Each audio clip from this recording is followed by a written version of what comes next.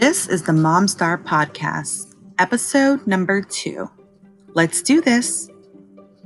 She's a wife, a mom, and now a grandmother. She has a beautiful, large family and has experienced something she never thought she'd experience on this journey called life. I admire her courage and her strength to share Matthew's story on this Suicide Awareness Day. Matthew left her a letter, a ton of happy memories, and a story to share with us. I am honored to welcome my friend, Carmen Huerta, the mother of Matthew Huerta. Hello, and thank you for joining us. I would like to introduce Carmen Huerta. We are here speaking on behalf of Matthew Huerta's story, bringing light to suicide awareness. Carmen, welcome. Thank you. Thank you, Elaine, for having me. My son, Matthew, died by suicide. It's important for me to have this conversation this day. To bring the awareness to people out there and let them know that this happens to anybody, right? Exactly. It can happen to anyone. Anything can happen to anyone at any time. Right. Well, thank you. Thank you for deciding to share on the MomStar Podcast. I'd like to start off by telling a little bit about Matthew and how special he was and how much light he brought to this earth just by his smile alone. But you have so many more stories to share. I do, actually. Like I say, Matthew was a star. Since birth. He was a child of the month. How did he become child of the month on day one? They choose randomly, Okay. A kid. Uh-huh. And they choose Matthew. So yeah, that was very special. Yeah. Same, his name on the news. Oh, wow. On the newspaper, yeah. So did you save that newspaper? I did. Oh, I did. So and he was oh yeah, I'm so proud of that. And I used to brag, Of course. everything about Matthew. And I remember, he was always like, Mom, that's... Don't share that. Don't share that. Share that. That was so special, but yeah. That's special too as moms, right? Like, we're so Yeah. proud of everything. Everything. And just bringing him into this world and him becoming a star Right. on day one. That's Day beyond one. special. Yes. Well, thank you. Mm-hmm. Thank you for sharing that story. Soccer stud, right? Yeah. He started playing soccer when he was 8. Mm-hmm. And I remember when he was about 12, from 8 to 12, I saw, actually 11 years old, I saw that something was special about my son. I'm sorry to hear like... No, you keep going. That's what moms do. I knew that he could do a lot more. So my husband and I decided to enroll him in a club. Okay, this is different from the team. Okay, so club is more travel. Club is more travel, more competitive. More competitive. Yeah. And then I saw, I kept seeing my son, grow. Yeah, a lot more. So my husband and I decided that, what, he could do a lot more in an academy. Nice. So you rode with his passion. Oh, yeah. Mm-hmm. And sure enough, he... What's the difference between the academy and the club? The academy is part of the MLS. Okay. Major League Soccer. Yeah. Oh, okay. Yeah. Nice. Wow. So, and he was about 12 years old when he got chosen to be part of the national team. Wow. In his age. Yeah. Okay. Which to me was a big deal. Oh, yeah. Oh, yes. Very big deal, because there's a lot of kids who compete for the same. Exactly. They rank the kids, they actually rank the kids throughout the nationwide, I could say. Yeah. So he was, as a forward, he was number 43. Okay. In his position in the nation. In the nation. Okay. So to me, oh, yeah. Yeah. So did you celebrate? I did actually Yeah. when I received the email about the invitation from The organization. the organization. Yeah, I remember we were at a restaurant in Santa Barbara, and I was jumping up and down, and he was so embarrassed by my reaction. I know, he's like, "Mom, please." I go, "Oh my God, this is so big, you know. Yes. This is my dream. I used to call my dream. Yeah, Okay. your dream for him. For him, Mhm. yeah, and of course it was Matthew's too. But yeah, he was so embarrassed about my reaction, and my kids know that they all know that I used to brag a lot about Matthew's success. Yeah. That's a big deal. Mm-hmm. That's nice. And so he went on to play college soccer. Did he play college soccer? No. He just still a part of the team. Yeah, he graduated high school in June. Okay. And then right after, that's when he decided that soccer was over. It wasn't for him. No. Okay. And you shared that story. He just went into your room one day. Was this after high school graduation already? It was actually 2 weeks before his graduation. Okay. His high school graduation, yeah. And he graduated in June?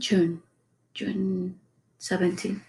2017? 2017, yeah. Okay, June 2017. And he told you 2 weeks prior to his graduation, yeah, that he wasn't going to play soccer? No, not anymore. And what was your reaction to him? Of course, I know. I got mad. I told him, are you crazy? Mm-hmm. You can't do that. No way. There is no way in this world that you can, you can stop. Mm-hmm. And what was his reaction? He gave me a good explanation of why he wanted to quit soccer. At that moment, he told me, I guess because he told me how mad I got, he told me that he wanted to focus more on his career at school, college, and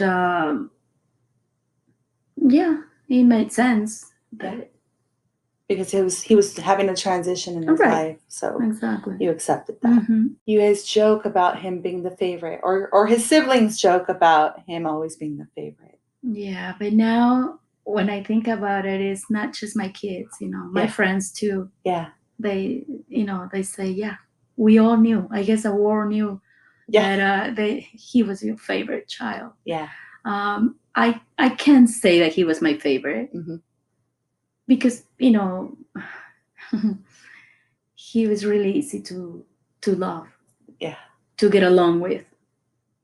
Everybody loved him. Yes. He was the favorite friend, yes. the favorite cousin, the favorite brother. Yeah, the favorite brother, the favorite grandchild, right? Yeah. I mean, he was a special person.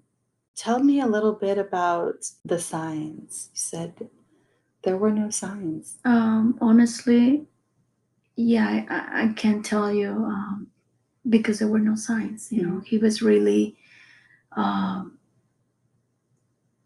he hid it very well.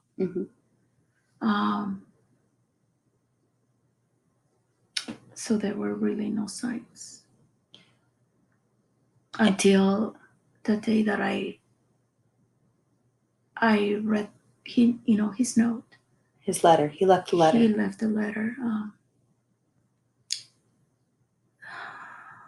saying that he actually mentioned that there were no signs. He didn't know when all this, started to feeling that way. Dealing with depression, which I didn't know also. Yeah. But yeah, there were no signs. So his letter that he had left behind, was that your guys' first notification? I mean, how did you know that he was missing? My husband found that note. Actually, the night before, my husband and I, we were in Mexico for 5 days. But we were in, we kept in touch, with them, with all of them. We actually had a group chat, okay? And I remember a day before, I kept feeling this thing, in my heart, like something was Wrong. something was wrong. And I still have the message on my phone, asking him, is everything okay with you? And his answer was like, yeah, everything fine. And he changed the subject, how are you guys doing, And I remember I kept asking him, it's weird, this feeling, I feel something weird. And he kept, repeating the same thing. Mom, everything it's fine. So you told him, I feel something. He knew that you felt something. And he reassured you that everything was fine. Yes. And you were still in Mexico at the time? We were in Mexico, yeah. We're supposed to be back that same day. We got home around midnight. Okay. Because our flight, was late, and he was waiting for us. I remember getting home, and the first thing, he was doing something. I was sitting in the dining room, and I remember getting home, and the first thing, I opened the door, and he runs, to me, give me this big hug, kiss me. How could I think that something was wrong? Yeah, he was happy to see you. So happy.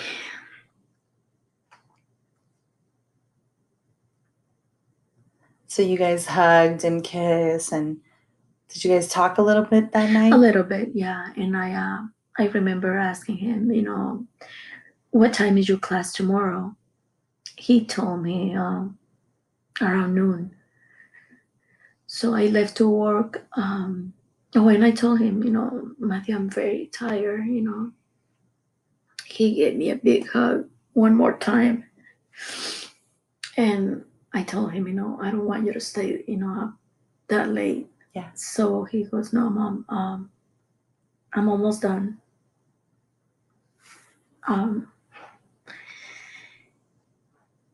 So I left to work around 7:30 that morning, and I was about to go to his room because I made a sandwich for him. And I remember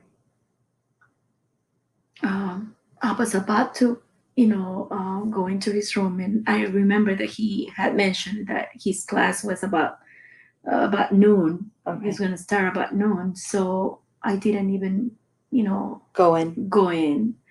I didn't want it to bother him, since he had told me that his class was going to be kind of, late. And so my husband felt the same thing. Something wasn't right. And he went to the restaurant to grab something to eat. And he grabbed something for Matthew too. But he kept eating. He told me he kept eating without, like, I'm not hungry, something is wrong. Yeah. And that's when around 11:30 went in the room and saw the note. It was a 2-page note? Yes. And at that moment, did he call you? Not at that moment. And you're still at work at this moment? I was at work. No, he he started calling his close friends, to find out Mhm. where, Where he was. And so how did you guys find out where he was? Or your husband we knew, my husband knew about the special place that he always, he and his friends to. always went. That place that brought him peace, happiness, Mm-hmm. joy. So that was his place of joy. That was his special place. How long did it take you to read that letter? Because you didn't read it that same day. Did they not allow you to read it? I couldn't keep the word in my mind for seconds. Mhm. I could read it over and over and over, and not a word, stayed in my mind. I couldn't. It took me 3 years to understand every word that he wrote. So in these 3 years, did you find yourself going to that letter continuously? Yes. Oh, yeah. It was really sad at the beginning, I remember the first probably 5 or 6 times. And it was really hard. Even to this day, it's not easy, but now I see my son, talking to me. Mm-hmm. If I could point it this way, in that letter. So he was talking, you felt like there's a message to you in the letter. Mm-hmm. Okay. I'm not sure if you want to share something in particular. He said that he couldn't cope with everything, and to me it's important to point out that the stigma that is associated with depression and suicide, it's not selfish, Elaine. This is someone that it's suffering so much. Just imagine the level of pain that they're going through, Mm-hmm. that they don't see any other way out. Yeah, that they feel that's their only way out of the pain.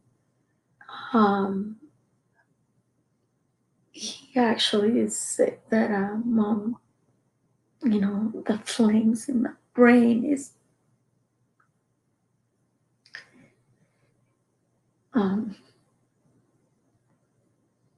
I didn't know that something like this, could ever occur. No. Mm-hmm.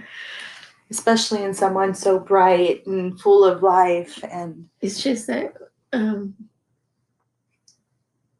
there's so much ignorance about depression. Mm-hmm. I feel like I was very ignorant about this illness. People think that someone suffering with depression, it's always associated with doing drugs, or maybe their life, like who knows, what kind of parents, or but see, that doesn't my son doesn't belong in that category. Mm-hmm. Mm-hmm. He had a good life. He had a big family. He was so he was loved. athletic, beautiful. He was so loved, and he always felt the love and support from his family. Mm-hmm. At this point now, you realize that there was absolutely nothing that I could done to prevent it. Yeah, because you've felt like you did all that you could. You asked him questions. You kept asking. You were consistent with your questions. Like, are you sure? I felt that. And he reassured you, no, I'm okay. I remember also just invite him to, I remember asking him, Matthew, let's go out. Mm-hmm. One of the last times we went out was to the observatory, the Griffith, because he loved the place. Mm. And my plans, it wasn't in my plans to go to that place, but because I knew that how special, it was for him. We enjoyed so much that day. So who went with you? Just Danielle, okay. Him and I. Okay. Danielle's his little sister. Yes. That he adored. Yes. He took me actually to to his secret. There is a secret passage, and I was walking on heels. You had high heels on. High heels up in the mountain. Going to a secret place. Okay. I know. Well, you didn't know that you were going to go to the secret place. And I go, Matthew, are you sure are you sure I can go out this way? He goes, Mom, I'll help you. But yeah, I was in the high heels, hiking. Oh, that's great. So did he help you? Yeah, he did. But yeah, just because I saw that he was in his room, his phone, and it never showed like he was sad. Mm-hmm. But this is something I always felt, that something is just not, it's not right. And I always wanted to take him out on places or to even to a trip to the store, because he loved going to IKEA. Oh, finding what I don't know, but just just to look. Just to look. Okay. So is that something you guys did often? Yeah. Okay. Just for him to get ideas and right. Nice. So in these last 3 years that have passed, have you gone back to his secret path that he had taken you to? Yes, I actually took. I went to the place that he chose to be his final place on earth. You were able to go back there. Yeah, and all I saw while I was up there is, this is so beautiful. The place is beautiful, and all I felt was so much peace. I feel his presence with me. I didn't want to focus on what happened. No. And did you go alone? My husband and I went. Oh, okay, your husband and I. Do you feel like your husband and you have grown closer? Closer. And now I understand,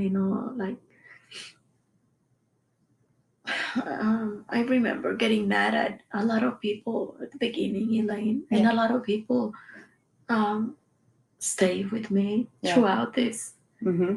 And a lot of close friends, even family, they left. Yeah. And that's okay. Yeah. But now I understand that being mad, it's part of the process. The grieving process. Yeah. Yeah. So when you say being mad, are you referring to like outburst with them, or are you referring to like angry in your own home? I used to rely on my husband for everything. Okay. I remember that day. Danielle had an accident when she was a year old. Mm-hmm. She fell into the pool, our pool. You're drowning, and I know CPR, but I couldn't do anything at that time. My husband went in And revived pool. her. Yes. Okay. He did everything. I couldn't move. I couldn't even move. You were shocked. Totally in shock. And I remember that when Matthew, when that happened, I say no. He's gonna bring him home the same way he Revived Danielle. rebelled Danielle. So when he came home and told me that I didn't see Matthew, I felt you failed.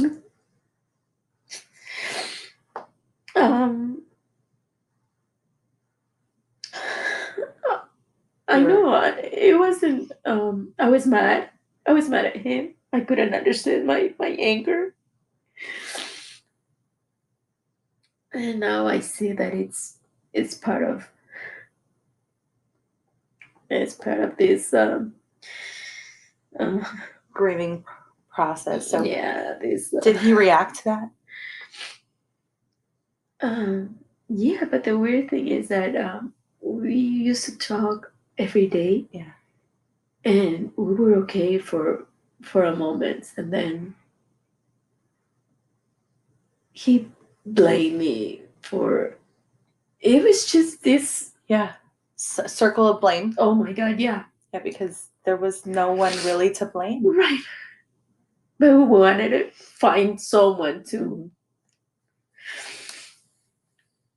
You began therapy as soon as that? I began therapy a month after. A month after. Yes. Okay, so you took a month to grieve, to cry, kind of find yourself. Yeah, but I really wanted to find out what depression really was. Yeah. I wanted to find out who took my son. Yeah. How this could happen. Yeah. I want to go back to the day you came home from Mexico. You were in Mexico for 5 days. You came back. You experienced this. And your mom was waiting for a phone call from you. Yeah, actually the next day. Oh, she was expecting you to call her the next day. Let her know that I got home okay, safe and sound. But you never made that phone call. No, I never did. And just like your motherly intuition kicked in, your mom's intuition kicked in. Yes. She kept asking, Okay, so your mom kept asking, is there something wrong? Yeah. And they kept saying, I was busy. I was fine, but I was busy at work. So your sister was relating these excuses? Yes. Okay. And your sister knew? Yeah, they knew right away what was going on. And so finally, 2 weeks later? 2 weeks later, I had the courage to call her.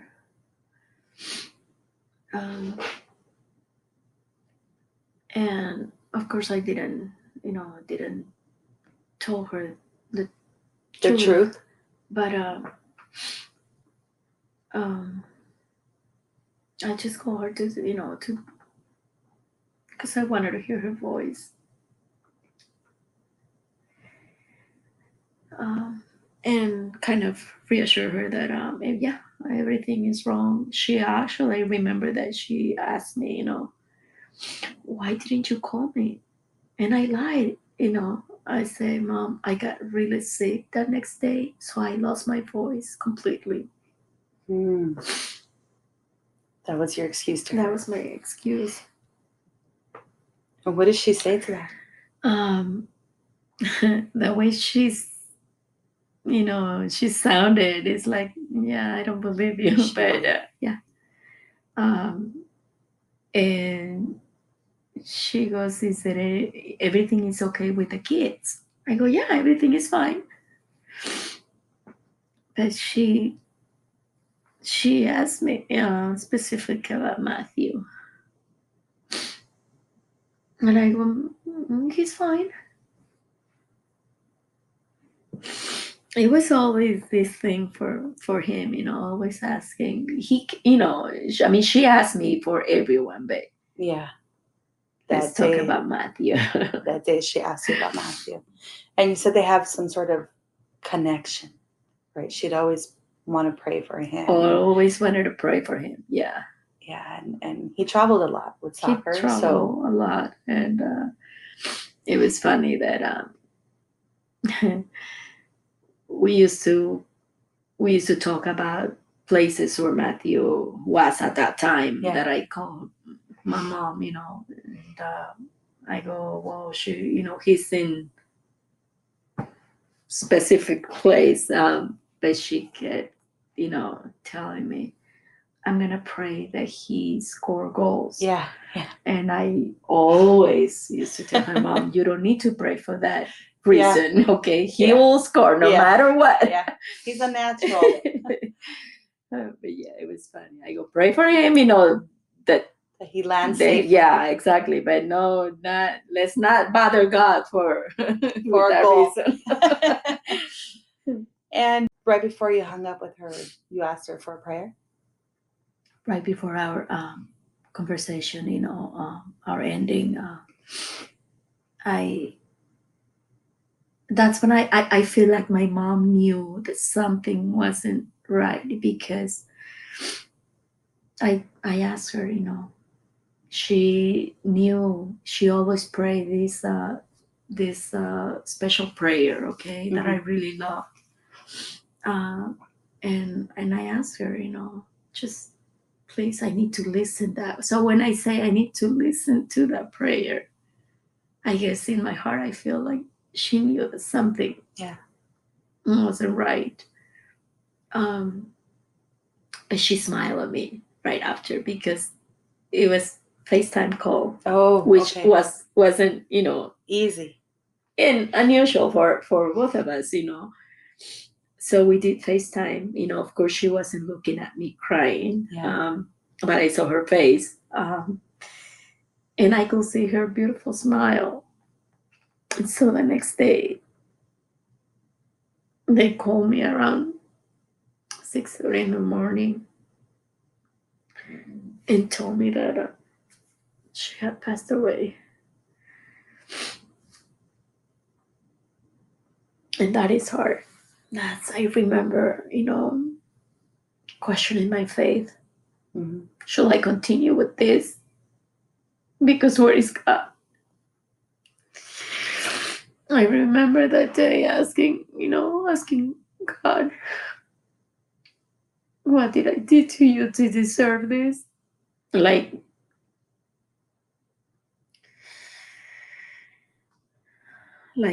asking if the things that happen to us, it's a punishment or Now I understand that no.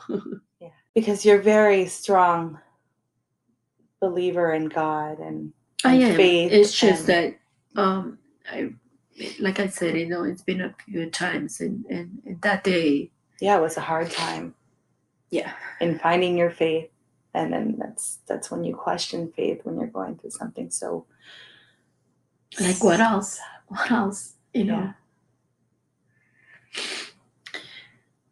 So you started therapy a month later. Yes, a month later. Yeah. And when you began therapy, how did you feel about it? Like I said, I really wanted to know more about depression. Okay. So did you ask your therapist for that information, or did you do? Yes. Okay. And I did a lot of research, on my own. Okay. A lot of reading. Okay. I've been reading a lot of books about depression, about suicide, about survivors. Making yourself more aware of yes, this. Exactly. That's actually my And this my is why reason. you want to share, Yes. because you want to bring awareness to other people Right. and your journey. What has been the most helpful thing through this for you?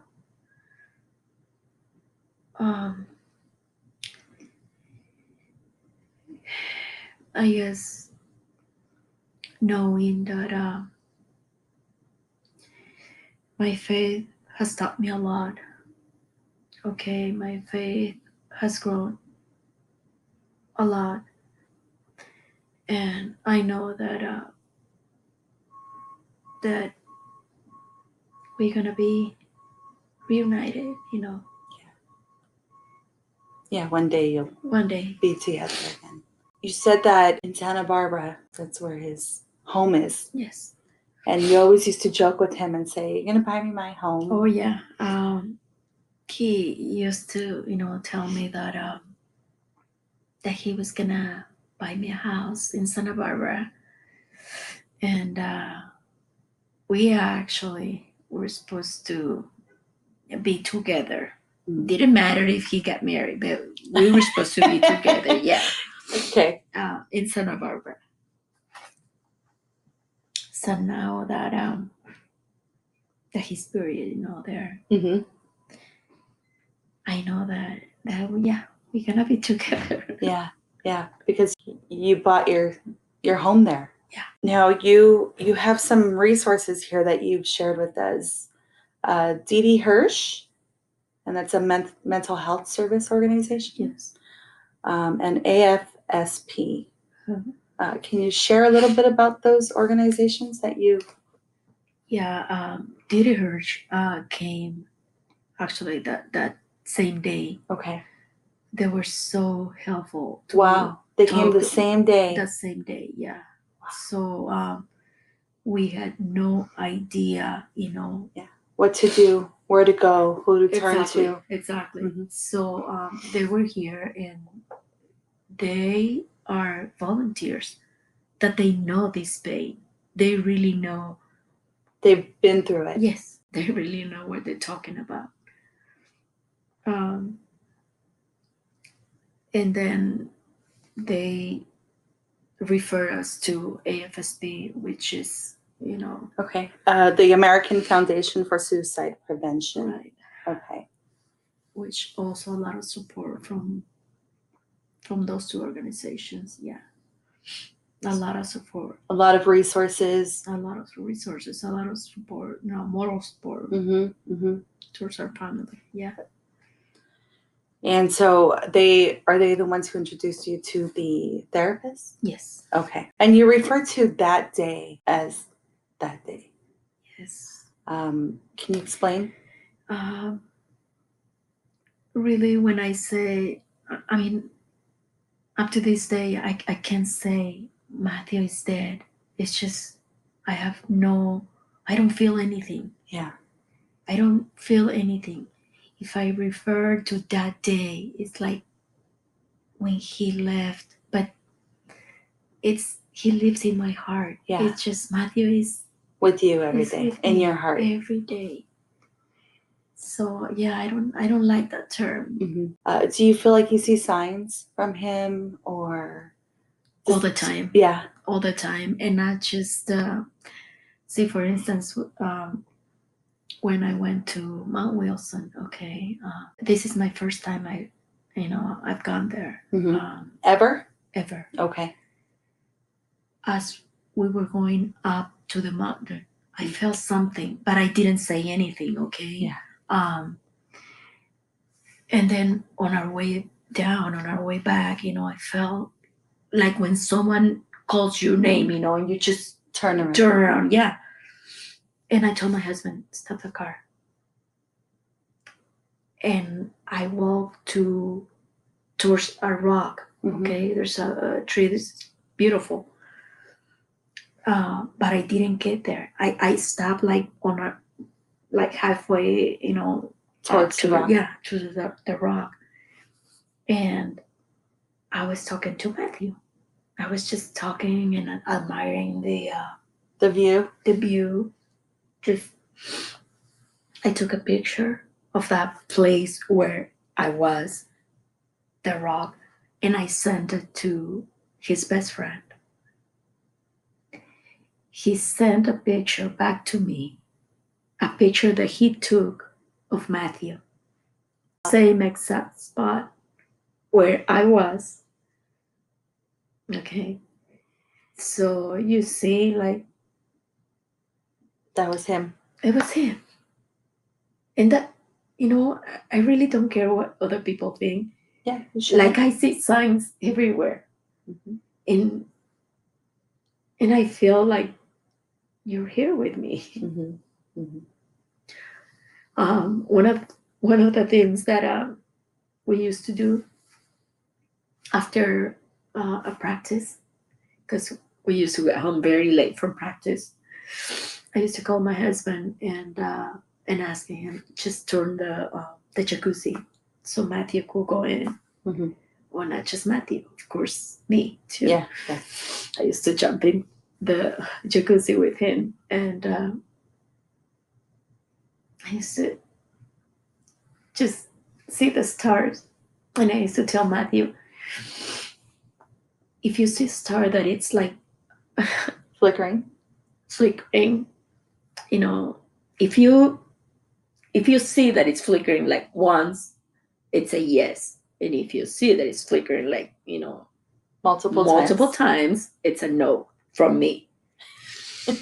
And he goes, Mom, there's absolutely no star that it could be you and you do like just one. It's always going to be no, no, no, no, no. Yeah. So now when I see a star that it, does that, it shouldn't be the other way. But yeah, it was this thing for between us two. Yeah. Your little thing that you had with him. So we're going to fast forward to 3 years later, and your family has changed. Your baby is now away for college. Yeah. Matthew lives in your heart, and you have 2 beautiful grandchildren. I enjoy very much watching all the stories that your daughter posts of your granddaughter. She's so cute. Thank you. Tell me how it's like today. Today, I guess I can finally say that I'm a resilient person, because I have the capacity of experience